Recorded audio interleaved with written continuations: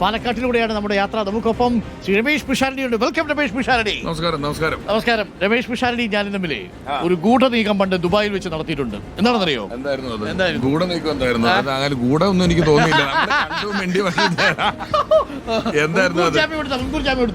ഞങ്ങൾ പോയിട്ട് നല്ല ഭക്ഷണം കഴിച്ചു, അത്രേ ഉള്ളൂ ഗൂഢനീക്കം. ഒരു ടെൻഷനില്ല. എന്ത് ഗൂഢനീക്കമെന്ന് എനിക്ക് മനസ്സിലായില്ല. ഇതിപ്പോ ഈ പറഞ്ഞത് വല്ല ഗൂഢനീക്കമാണോ എന്ന് ഞാൻ സംശയിച്ചു എന്നുള്ളതേ ഉള്ളൂ, വേറൊന്നുമില്ല, ഒരു സംശയങ്ങളുമില്ല. പൊതു പരിപാടി ഞങ്ങൾ ഒന്നിച്ചുണ്ടായിരുന്നു, അത് ഞങ്ങൾ ഒന്നിച്ചു പോയിട്ട് ഇങ്ങനെ ഭക്ഷണമൊക്കെ കഴിച്ച് പിരിഞ്ഞിട്ടുണ്ടായിരുന്നു. അത്ര തന്നെ സാധാരണ പെട്ടെന്ന് ടെൻഷൻ വരും, ഗൂഢനീക്കം ഇതെന്താണ് സംഭവം. പക്ഷെ രമേഷ് പിഷാരടിക്ക് അങ്ങനെ കാര്യമായിട്ട് വിളിക്കാനൊന്നുമില്ല എന്നുള്ളതുകൊണ്ട് നമുക്ക് എല്ലാവർക്കും അറിയാമല്ലോ. പിന്നെ എങ്ങനെയുണ്ട് ചൂട് കലക്കിയിട്ടുണ്ട്. നമ്മള് ചൂടുണ്ടെന്നൊക്കെ പ്രതീക്ഷിച്ചൊക്കെ തന്നെയാണ് വന്നത്. എങ്കിലും ചൂട് നമ്മൾ ഓപ്പൺ ജീപ്പിലൊക്കെ പോകുമ്പോ റോട്ടിൽ ഇങ്ങനെ നല്ല തിളച്ചു പൊങ്ങുന്ന ചൂടുണ്ട്. അതിനെ ഇപ്പൊ തൽക്കാലം മൈൻഡ് ചെയ്യാനുള്ള സമയമില്ല. അതെന്ന് പറഞ്ഞ് നമുക്ക് ഒരു സ്റ്റെപ്പ് ബാക്കിട്ട് വെക്കാൻ പറ്റില്ല. ചൂട് അതിന്റെ വഴിക്ക് നടക്കുന്നു, നമ്മൾ നമ്മുടെ വഴിക്ക് നടക്കുന്നു. പിന്നെ നമ്മൾ ആലോചിക്കുമ്പോൾ നമ്മളെ കാത്ത് വഴി നിൽക്കുന്നവരും കാണാൻ നിൽക്കുന്നവരും ഈ ഒരാൾക്ക് മാത്രമായിട്ടല്ലല്ലോ ഒരു ചൂടുള്ളത്, എല്ലാവർക്കും ഉണ്ടല്ലോ. അപ്പൊ ആ കൂട്ടത്തിൽ നമ്മൾ സഹിക്കുക എന്നുള്ളതേ ഉള്ളൂ. ഈ സിനിമയിലാണെങ്കിൽ ആ സീൻ കഴിഞ്ഞിട്ട് ഒരു 10 മിനിറ്റ് ഒന്ന് റെസ്റ്റ്, അങ്ങനെ ചൂട് കേട്ടോ എന്ന് പറഞ്ഞിട്ട് വരായിരുന്നു. ഇത് അങ്ങനത്തെ പരിപാടി ഇല്ല എന്നുള്ള ബോധ്യം എനിക്ക് ഉണ്ടായിരുന്നു. മാത്രമല്ല ഈ സിനിമയില് മറ്റേ കട്ട് കഴിഞ്ഞ് കഴിഞ്ഞിട്ട് പുറത്തിറങ്ങുമ്പോഴേക്കും ഇവിടെ വന്ന് ഇങ്ങനെ ഒന്ന് പഫ് ചെയ്ത് തരാനൊക്കെ വേണ്ട, ഇതൊന്നും ഇല്ലല്ലോ. കൂടുതൽ പഫ് ചെയ്തല്ലേ? ഒന്നുമില്ല. പിന്നെ ഞാനും സിനിമയുടെ ഈ ഡയറക്ഷന് പോകുമ്പോ ഈ പഫിംഗ് ഒന്നും ഇല്ല. പിന്നെ TV ഷൂട്ടിങ്ങുകൾ ഒരു കാലം കഴിഞ്ഞപ്പോ ഫ്ലോറിനകത്തോട്ടായല്ലോ കൂടുതൽ. നമ്മൾ പണ്ടത്തെ ഔട്ട്ഡോർ പരിപാടികളുടെ എണ്ണം താരതമ്യേന കുറവായല്ലോ, എല്ലാം ഉള്ളത് അങ്ങനെയൊക്കെയാണ്. പക്ഷെ ഇത് പ്രചരണം എന്ന് പറയുന്നത് ഒരു ചുരുങ്ങിയ സമയവും കൂടുതൽ ആളുകളും അങ്ങനെയുള്ളൊരു പരിപാടിയാണിത്. ഈ പിഷാരടിയുടെ മൊത്തം ഈ ആർട്ടിസ്റ്റ് എന്ന രീതിയിലുള്ള കരിയറിൽ ഏറ്റവും കൂടുതൽ എൻജോയ് ചെയ്തത് ഏത് മൊമെന്റിലാണ്? TV-യിൽ നിൽക്കുമ്പോഴാണോ, അതല്ല സിനിമയിൽ നിൽക്കുമ്പോഴാണോ, സ്റ്റേജിൽ നിൽക്കുമ്പോഴാണോ, എവിടെയാണ് ഏറ്റവും കൂടുതൽ? മൂന്ന് സെക്ടർ ഉണ്ടല്ലോ. ഒന്ന് ടെലിവിഷനിൽ, അതും സൂപ്പർ ഹിറ്റ് ആയിരുന്നു, ഇപ്പോൾ ബഡായ് ബംഗ്ലാവ് ആണെങ്കിലും. രണ്ടാമത്തേത് സ്റ്റേജിലെ കോമഡി സ്റ്റാൻഡപ്പ് ഷോസ്. മൂന്നാമത്തേത് സിനിമയിലെ രംഗങ്ങൾ, സീൻസ്. അപ്പോൾ ഇതിൽ 3 സീൻ ഇതിൽ നിൽക്കുമ്പോൾ ഏറ്റവും കൂടുതൽ എൻജോയ് ചെയ്തതിലായിരുന്നു പേഴ്സണലി? എന്നോട് അങ്ങനെ ഏതെങ്കിലും ഒരു സ്ഥലം തിരഞ്ഞെടുക്കാൻ പറഞ്ഞ ബുദ്ധിമുട്ടാണ്. ഞാൻ എല്ലാം വളരെയധികം എൻജോയ് ചെയ്തു, വളരെ സാറ്റിസ്ഫൈഡ് ആയിട്ട് ചെയ്തുകൊണ്ടിരുന്ന. ഞാനിപ്പോൾ കലയിലാണെങ്കിലും ഞാൻ എത്തി നിൽക്കുന്ന സ്ഥലം ഞാൻ പ്രതീക്ഷിച്ച സ്ഥലമല്ല. നമ്മുടെയൊക്കെ ചെറുപ്പത്തിൽ ഈ മോട്ടിവേഷൻ സ്പീക്കർ വന്നാൽ പോലും ഈ അർഹിക്കാത്തത് ആഗ്രഹിക്കരുതെന്നാണ് പഠിപ്പിച്ചുകൊണ്ടിരുന്നത്. അപ്പം ഇത് സിനിമയൊക്കെ എനിക്ക് അർഹിക്കാത്തതാണെന്ന് ഞാൻ ചെറുപ്പത്തിൽ അങ്ങനെ ബോധ്യങ്ങൾ വന്നുപോയി. ഇപ്പോൾ ഏതെങ്കിലും 2 സ്റ്റേജ് കിട്ടുക, ഒരു ഓഡിയോ കാസറ്റ് പങ്കെടുക്കുക എന്നൊക്കെ അന്ന് ആഗ്രഹമുള്ളൂ. അതിൽ കൂടുതൽ എന്ത് വന്നാലും ഇത് എനിക്ക് അർഹിക്കാത്തതാണ്, ഞാനിത് ആഗ്രഹിക്കരുതെന്നുള്ള പോലെയാണ് നമ്മളൊക്കെ വളർന്നു വന്നത്. അതുകൊണ്ട് ഞാൻ പെട്ടെന്ന് സാറ്റിസ്ഫൈഡ് ആകുമായിരുന്നു. അപ്പോൾ എനിക്ക് എല്ലാത്തിനും സന്തോഷം ഉണ്ടായിരുന്നു. 3 സീൻ കഴിഞ്ഞു, 4ാമത്തെ സീനിലേക്ക് എത്തി. സിനിമ, ആദ്യ സ്റ്റേജ്, പിന്നെ ടെലിവിഷൻ, പിന്നീട് സിനിമ. ഇപ്പോൾ ഇതിന് 3നും അപ്പുറത്തേക്ക് ഇടയ്ക്ക് സ്റ്റാർട്ട് ആക്ഷൻ ക്യാമറ ഇല്ലാത്ത തുടർച്ച മാത്രമുള്ള മറ്റൊരു സീനിൽ, പൊളിറ്റിക്കൽ സീനിൽ എൻജോയ് ചെയ്യുന്നുണ്ടോ?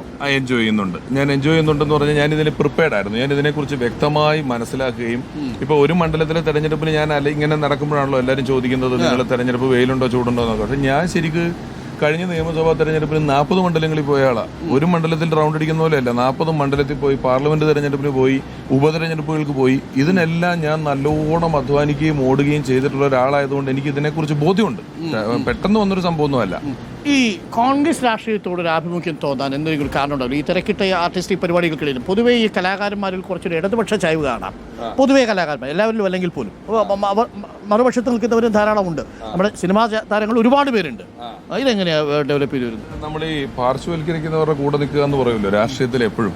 അപ്പോൾ ഒരു പ്രത്യേക അവസ്ഥയിൽ കോൺഗ്രസ് അങ്ങനെ പോകുന്നത് പോലെ എനിക്ക് തോന്നി. ചരിത്രത്തിന്റെ പുനർനിർമ്മിതി കൊണ്ടും ചെയ്ത കാര്യങ്ങളെല്ലാം ഇല്ലാതാകുന്നതുകൊണ്ടും. കാരണം 200 വർഷം ബ്രിട്ടീഷുകാർ ഭരിച്ച് ചവച്ചരച്ച ഒരു ഇന്ത്യയാണ് കോൺഗ്രസിന് കിട്ടുന്നത്. 15% താഴെ ലിറ്ററസി, 40-45 വയസ്സിന് താഴെ മാത്രം ആയുസ്, വിദ്യാഭ്യാസം അങ്ങനെ ഒരുപാട് പ്രശ്നങ്ങളുണ്ട് സ്ഥലത്ത് നിന്നും ഇത്രയും ഡൈവേഴ്സായിട്ട് കിടക്കുന്ന ആളുകളെ ഏകോപിപ്പിക്കുക എന്ന് പറയുന്നൊരു വലിയ ഉത്തരവാദിത്തം ഏറ്റെടുത്തുകൊണ്ട് പഞ്ചവത്സര പദ്ധതികൾ വഴിയും അല്ലാതെയും ഈ ജനങ്ങളെ മുന്നിലേക്ക് കൊണ്ടുവരിക എന്ന് പറയുന്ന ഒരു ഭാരിച്ച ഉത്തരവാദിത്തം ഏറ്റെടുത്ത് നടത്തി.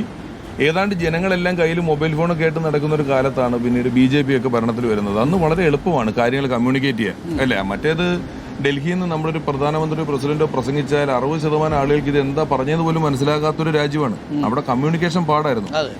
അവിടെ വെച്ചുകൊണ്ട് ഹരിത വിപ്ലവമായിട്ടും അല്ലാതെയും ഈ രാജ്യത്തിനെ 200 വർഷത്തെ ചൂഷണത്തിൽ നിന്ന് നമ്മളെ നിൽക്കാനും നടക്കാനും പഠിപ്പിച്ച ഒരു പ്രസ്ഥാനം ഒന്നുമില്ല എന്ന രീതിയിൽ ചരിത്രം നിർമ്മിക്കപ്പെടുന്ന കാണുമ്പോൾ എനിക്ക് എൻ്റെ ഒരു സ്റ്റാൻഡ് എടുക്കണം, ഞാൻ അതിനോടൊപ്പം നിൽക്കണമെന്ന് തോന്നിയിട്ടാണ് ഞാൻ. ദേശീയ തലത്തിൽ കോൺഗ്രസ് നിലനിൽക്കണമെന്നുള്ളൊരു ആഗ്രഹമാണ് സജീവ രാഷ്ട്രീയത്തിലേക്ക് കോൺഗ്രസിന്റെ പ്ലാറ്റ്ഫോമിൽ വരാനുള്ള ഒരു കാരണം. അതെ, പിന്നെ എനിക്ക് ഏറ്റവും കൂടുതൽ ജനാധിപത്യമുള്ളൊരു പ്രദേശമായിട്ട് തോന്നുന്നുണ്ട്. നമ്മളിപ്പോൾ കാണുന്ന തർക്കങ്ങളെല്ലാം സീറ്റിന്റെ കാര്യത്തിലായാലും പോലും ഒരാൾ പറയുന്നു, അതിനെ മറ്റൊരാൾ എതിർക്കുന്നു, വേറൊരാൾ വീണ്ടും എതിർക്കുന്നു, എന്നിട്ട് വീണ്ടും ഡിസ്കസ് ചെയ്യുന്നു എന്ന് പറയുന്നതിൽ എനിക്ക് കുറച്ചുകൂടെ ജനാധിപത്യം കാണാൻ പറ്റുന്നുണ്ട്.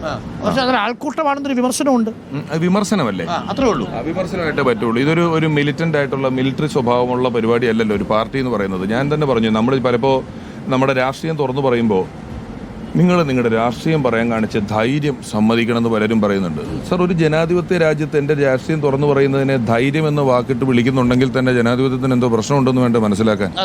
രാഷ്ട്രീയം തുറന്നു പറഞ്ഞാൽ എന്തോ അപകടമാണ്, എന്തോ നാണക്കേടുള്ള പരിപാടിയാണ്, എന്തോ അപകടമുള്ള പരിപാടിയാന്നുള്ളത് പോലെയാണ്. അപ്പോൾ അതുകൊണ്ടാണ് ഞാൻ എൻ്റെ രാഷ്ട്രീയം തുറന്നു പറഞ്ഞാൽ നിന്നത്. പാലക്കാട്ടേക്ക് മത്സരിക്കാൻ വരുന്നു എന്നറിഞ്ഞപ്പോൾ ആദ്യം ടെൻഷൻ അടിച്ച കാര്യം എന്താ? ഏറ്റവും പോസിറ്റീവായ കാര്യം എന്താ? ടെൻഷൻ എന്തായിരുന്നു? പാലക്കാട്ടേക്ക് പരിഗണിക്കുന്നു എന്ന് പറഞ്ഞപ്പോൾ ആരെ വിളിച്ചു പറയുന്നത്? കെ സി ആണോ വിളിച്ചു പറയുന്നത്? എല്ലാവരും ഒന്നിച്ചിരുന്ന് വിളിച്ചു പറഞ്ഞത്. അതൊക്കെ അങ്ങനെ വിളിക്കാൻ പറ്റും? അങ്ങനെ ഒന്നിച്ചിരുന്നു. അതല്ലോ, ഒരാൾ ആദ്യം പറയുമല്ലോ. എന്നെ കെ സി ആണ് വിളിച്ചത്. അതിനപ്പുറം നമ്മുടെ ചെന്നിത്തല സാറിന് ഫോൺ കൊടുത്തു. സതീശ് കെ സിയുടെ നോമിനി അല്ല കേട്ടോ, ഇനി അങ്ങനെ ഒരു ഇന്റർപ്രിട്ടേഷൻ വേണ്ട. ഇന്റർപ്രിട്ടേഷൻ വേണ്ട. ഇവർ ഒന്നിച്ചിരിക്കുക. ഡൽഹിയിലെ സ്ക്രൂട്ടനി കമ്മിറ്റി കഴിഞ്ഞിട്ട് അവിടുന്ന് ഒരാൾ ഫോൺ വിളിച്ചിട്ട് എല്ലാവർക്കും പാസ് ചെയ്ത് കൊടുത്തിട്ട് പെട്ടെന്ന് മനസ്സിൽ തെളിഞ്ഞ ലഡു എന്താണ്? പെട്ടെന്ന് മനസ്സിൽ തെളിഞ്ഞ ബോംബ് എന്താണ്?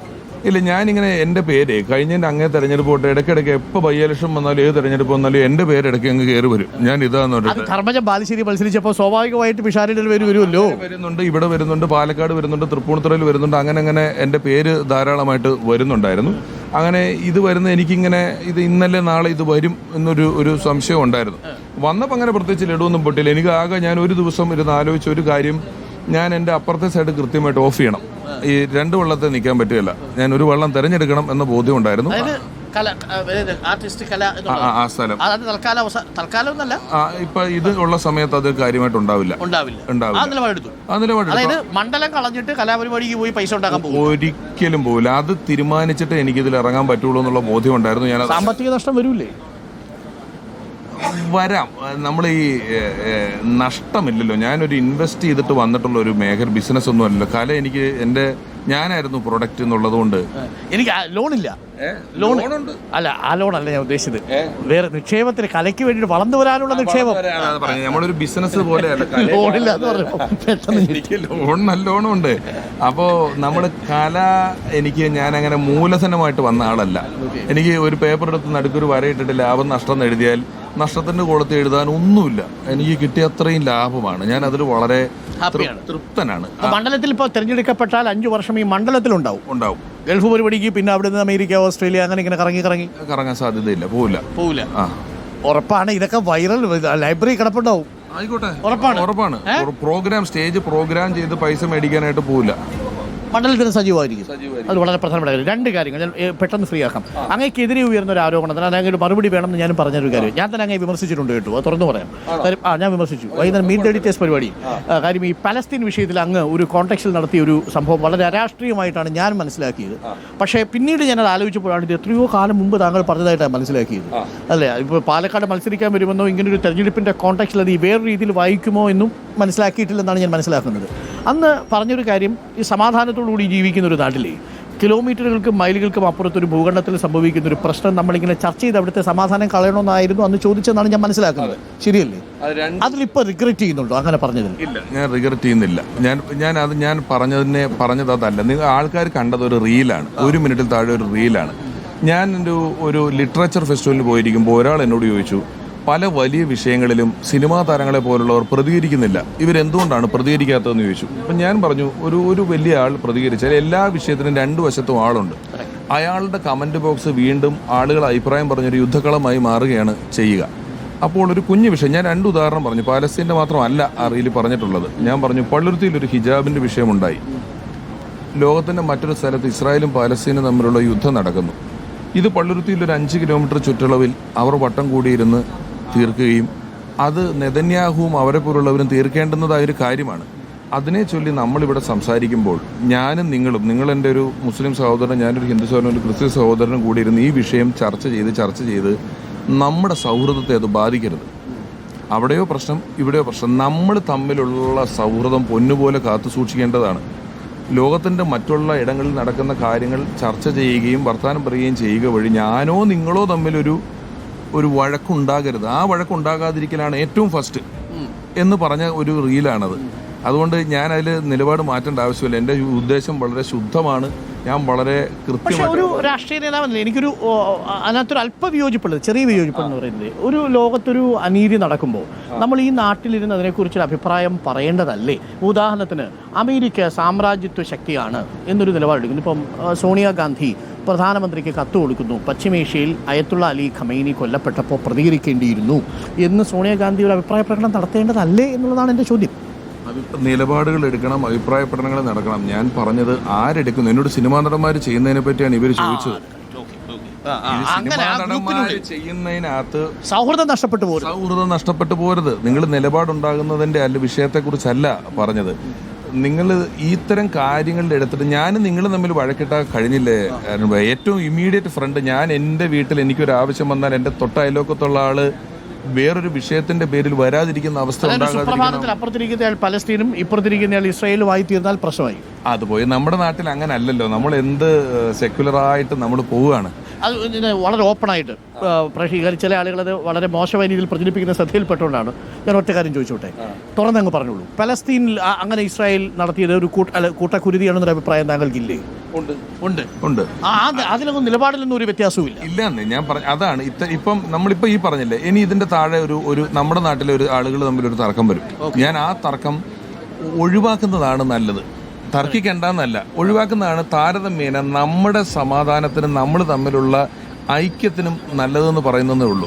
അപ്പോൾ അതിനകത്ത് ക്ലാരിറ്റി വന്നു കഴിഞ്ഞു. അതിനകത്ത് പിഷാരടിക്ക് നിലപാടില്ല എന്നൊരു നിലപാടില്ല. പിഷാരടി വളരെ വ്യക്തമായി ആ നിലപാട് പറഞ്ഞു. രണ്ട് കാര്യം ചോദിച്ചാൽ ഞാൻ പെട്ടെന്ന് ഫ്രീ ആക്കാം. ഒന്ന്, ജയിച്ചു വന്നാൽ മണ്ഡലത്തിന് കൊടുക്കുന്ന വാഗ്ദാനം എന്താ?